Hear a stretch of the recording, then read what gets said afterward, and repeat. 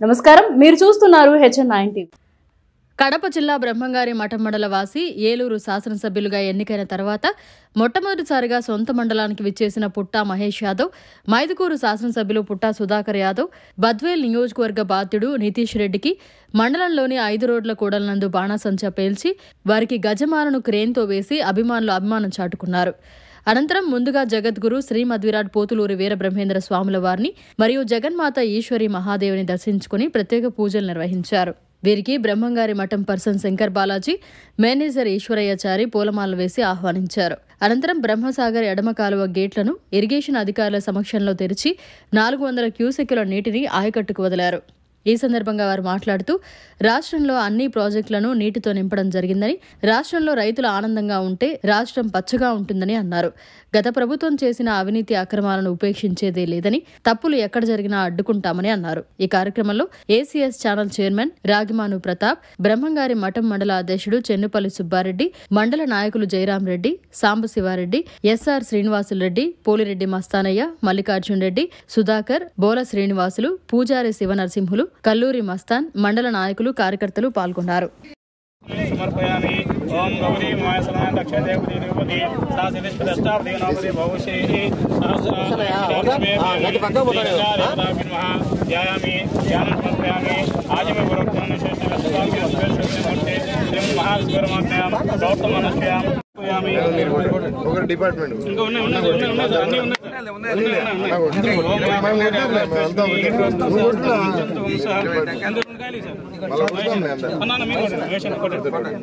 ఇంకోటి సార్ కూడా ఉన్నాయి సార్, కాయలు ఉన్నాయి, అందరికీ ఉన్నాయి.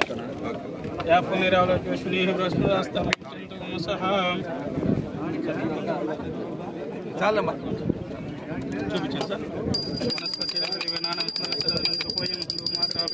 శ్రీ గంగా దేవతాభ్య ఇది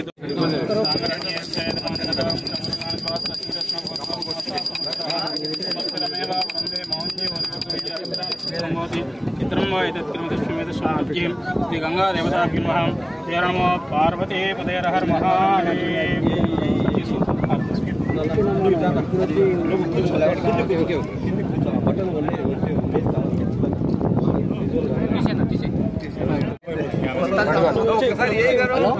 मेरा बाइक पे చూడండి మోటర్ కదా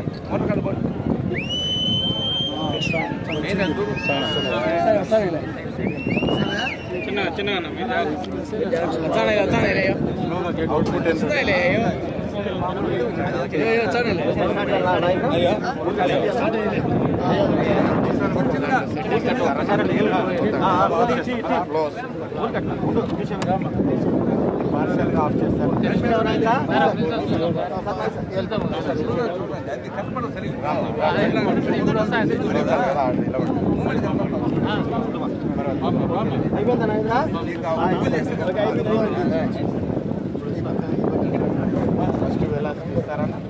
మనం చూస్తే ఎడమ మైదుకూరు రావడం జరిగింది. ఇవాళ మైదుకూరుకి వస్తే మరియు మైదుకూరు ఘన స్వాగతం జరిగింది. వాళ్ళందరినీ ఎప్పుడు కూడా నేను మైదుకూరుకి వస్తే ఎంతో సంతోషంగా ఉంటుంది. ఎప్పుడు కూడా మైదుకూరుకి రావాలని మనసులో ఉంటుంది. కానీ ఇప్పుడు ఈ బిజీ షెడ్యూల్లో కూడా రావడానికి మీరు ఓన్లీ అప్పుడు ఇవాళ మైదుకూరు ప్రజలందరికీ ఎవరెవరు ప్రతి ఒక్కరు ఘనస్వాగతం ప్రతి ఒక్కరికి పేరు పేరున ప్రతి ఒక్కరికి కృతజ్ఞతలు తెలుపుకుంటున్నాం. అలాగే ఎందుకంటే మైదుకూరు అంటే ఒక అటాచ్మెంట్ రైతులు ఇక్కడ పూర్తిగా వాళ్ళ మనోభావాలు ఎంపీగా ఏలూరులో ఉన్న నేను పొలిటిక్స్ లో పోవడానికి ఒక బీజం మైండ్ లో వేసింది మైదుకూరు ప్రజలతో ఉండే అనుబంధమైన మైదుకూరుతో ఉండే నా రిలేషన్ అయినా కానీ 12-13 ఏళ్ళ నుంచి నేను రెగ్యులర్ గా మైదుకూరుకి వచ్చి ఏది చేసినా వెన్నుతో ఉంటూ మైదుకూరు ప్రజలు ఎప్పుడు ఉన్నారు నాతో.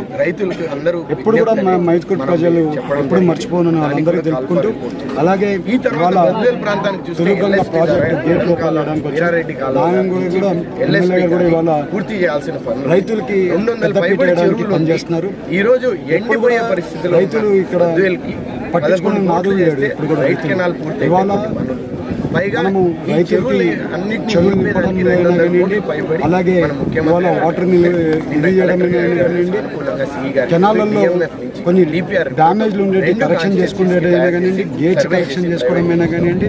అలాగే ఇవాళ ఆలోచిస్తే పోలవరం ప్రాజెక్ట్ కంప్లీట్ అయితే రాయలసీమకి నిండుగా వచ్చే రోజుల్లో పోలవరం ప్రాజెక్ట్ కూడా తొందరగా కంప్లీట్ చేయడానికి, ఎందుకంటే ముఖ్యమంత్రి పార్లమెంట్ లో 4-5 సార్లు పోలవరం గురించి రైజ్ చేయడం జరిగింది. అలాగే చంద్రబాబు నాయుడు కూడా 2-3 సార్లు వచ్చి అడగడం జరిగింది. మన క్యాబినెట్ లో కూడా 12,500 కోట్లు రిలీజ్ చేయడం జరిగింది. ఇదంతా కూడా రాయలసీమ కూడా ఉపయోగపడుతుంది. పోలవరం ప్రాజెక్టు వాటర్ ఇవాళ కృష్ణా నదిలో విపరీతంగా వరదలు వచ్చి, గోదావరి జిల్లాలో విపరీతంగా వరదలు వచ్చి కృష్ణా నది పొంగడం వల్ల ఇవాళ మనకి వాటర్ తీసుకుంటే ఇది ఇంకొక 3-4 ఏళ్లలో పోలవరం ప్రాజెక్ట్ కంప్లీట్ అయితే ఎప్పుడు కూడా ఇక్కడ ఫుల్ టీఎంసీ వాటర్ ఉంటుంది. ఫుల్ మన రైతాంగానికి ఫుల్ వాటర్ సప్లై అవుతుంది. పోలవరం ప్రాజెక్ట్ కంప్లీట్ అవడం వల్ల 10 లక్షల ఎకరాలు ఒక గ్రీనరీ అవుతుంది. ఇవన్నీ కూడా ఎందుకు అని చెప్తున్నా అంటే పోలవరం ప్రాజెక్ట్ చాలా ఇంపార్టెంట్ ప్రాజెక్ట్. ఆ ప్రాజెక్ట్ కంప్లీట్ చేయడంలో నేను కూడా భాగస్వామిగా ఉన్నాను. ఆ ప్రాజెక్ట్ కంప్లీట్ చేసి మన రాయలసీమకు కూడా వాటర్ ఇచ్చే కార్యక్రమం 100% చేస్తామని చెప్తుంటే ఇవాళ మైదుకూరు ప్రజలు ఎవరెవరు మన గణేష్ మరొకసారి 200-300 కోట్లు నిండుగుడల నీళ్లు బ్రహ్మసాగర్లో ఉన్నా కూడా పిల్లకాలం లేక వచ్చి రైతులు ఒక్క చుక్క కూడా నీళ్లు పోవడం లేదు. 170,000 ఎకరాలకు బ్రహ్మసాగర్ నీళ్లు పోతాయి. పిల్లకాలం లేక ఇబ్బంది పడుతున్నారు సార్. దాని మీద పిల్లకాలం చేయాలని మాకు ఉంది. ఇప్పుడు వచ్చే రోజుల్లో ప్రతి ఒక్క ప్రోగ్రామ్ ప్లానింగ్ చేస్తాం. అవి ముందు చాలా మనం చేసే ప్రోగ్రాంలు అన్నీ కూడా మీకు వచ్చే రోజుల్లో చెప్తాం. ఈరోజు చాలా సంతోషకరమైన రోజు ఈరోజు. ఎందుకంటే బ్రహ్మసాగర్ నుంచి రైతాంగానికి లెఫ్ట్ బ్యాంక్ కెనాల్ నుంచి 300 క్యూసెక్స్ నీళ్లు వదిలిన శుభ సందర్భంగా అందరికీ, ఎందుకంటే ఈ కృష్ణా జలాల నుంచి ఈ సంవత్సరం ఇప్పటికీ 8.5 టీమ్స్ నీళ్లు రావడం జరిగింది.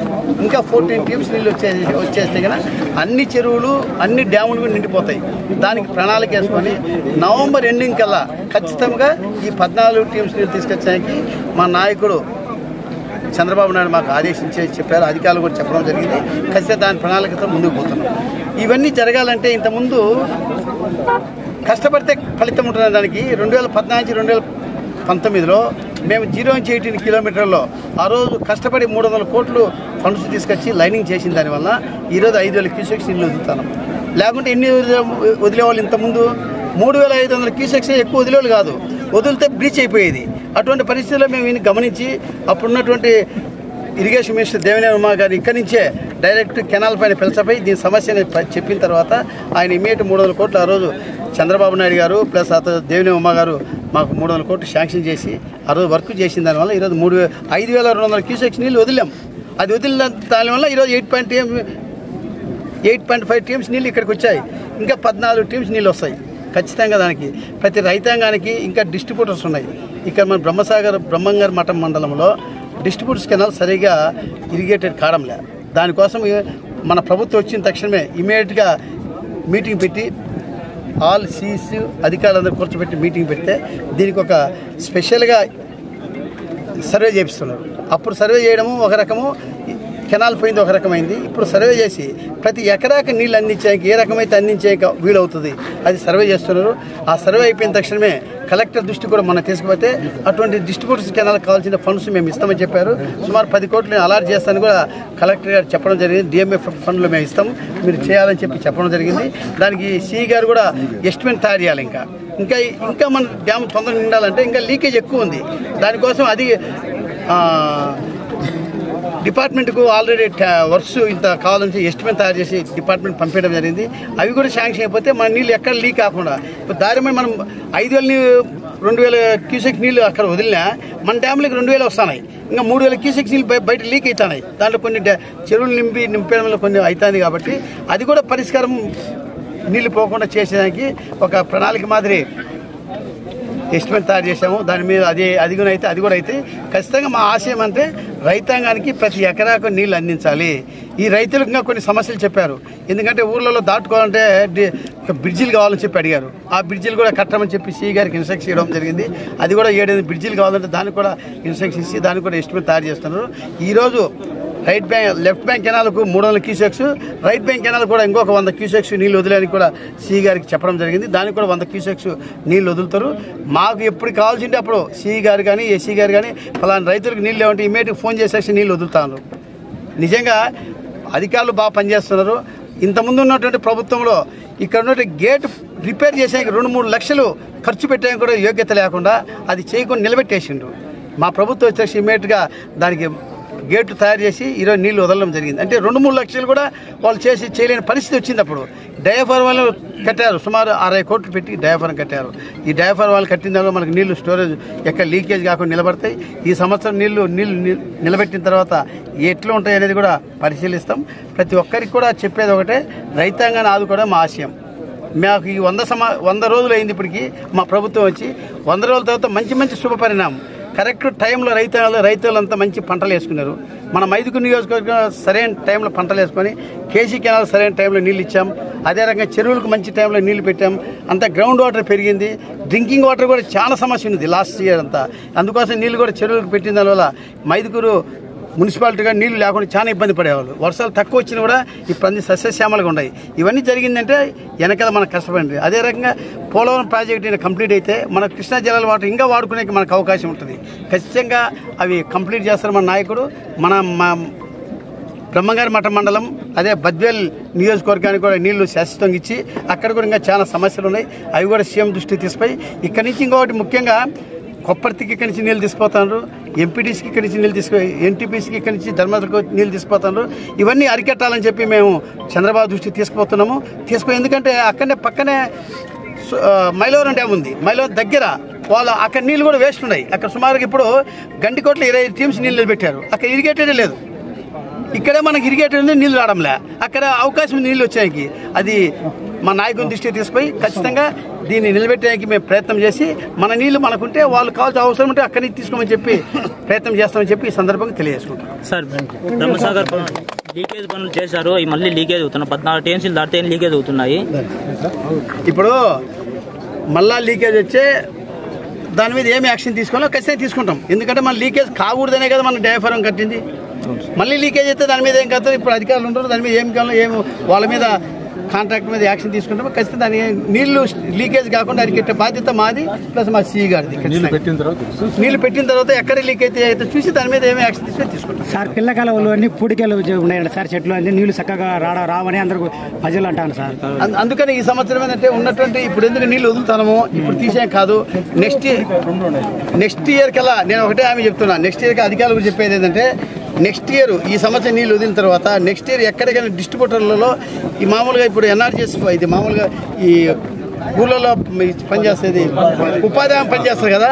ఖచ్చితంగా మా నియోజకవర్గంలో నెక్స్ట్ ఇయర్లో ప్రతి ఒక్కరూ ఉపాధి హామీ పథకంలో అన్ని కెనాల్స్లో ఉన్నటువంటి సిల్ట్ తీసాకే మేము ఇన్స్ట్రక్షన్ ఇస్తే కలెక్టర్ దగ్గర నుంచి ఇన్స్ట్రక్షన్ ఇచ్చి ఇది ఒకటే కాదు ప్రతి మన నియోజకవర్గం ప్రతి పంట కాలువల సమేత ఎక్కడెక్కడ సిల్ట్ ఉందో ఆ సిల్ట్ను ఉపాధి హామీ పథకం కదా కంప్లీట్ రిమూవ్ చేయాలని చెప్పి మేము కూడా అనుకుంటున్నాము. ఎందుకంటే డిస్ట్రిబ్యూటర్లో మన్ను ఉంటే నీళ్ళు ఎట్లపోతాయి, పోవు కదా. ఏం సుఖం ఇంత పనితనం చేసి ఇంత ఆరాటం చేసి కూడా అది ఆ నీళ్ళు పోకుండా వేస్ట్ కదా. దానికి ఖచ్చితంగా ఈసారి ప్రతి ఒక్కరి ప్రణాళిక వేసుకొని మా గవర్నమెంట్ వచ్చిన తక్షణమే 100 రోజుల్లోనే ఒక మరిన్ని అప్డేట్స్ కోసం మన HN9 టీవీ ఛానల్ ని సబ్స్క్రైబ్ చేసుకోండి.